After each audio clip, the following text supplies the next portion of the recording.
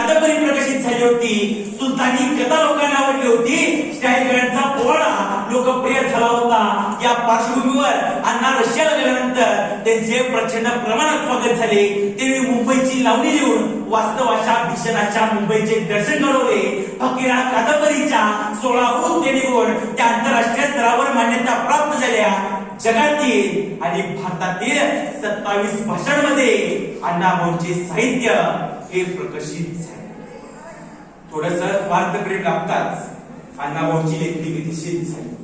मुळातच वाचनाच्या वेळ असणाऱ्या अण्णाभाऊ साठेंनी या काळात अनेक पुस्तके वाचून काढली, पण कालांतराने अण्णा एकाकी बनले.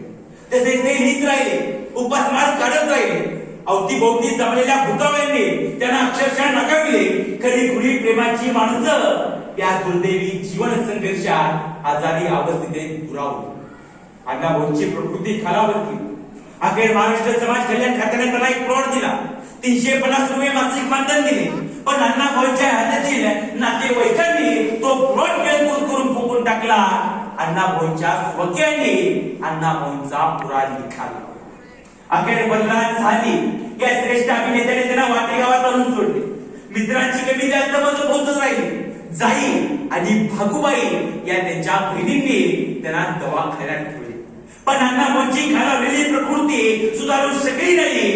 ज्या पद्धतीने एक दिवा विसतो तसेच झाले.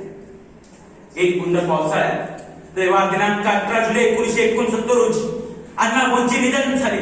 त्यांच्यासोबत त्यांचा नश्वर नष्ट झालाच नाही, तर मराठी संस्कृतातील एका प्रतिभेचा यंत्र झाला.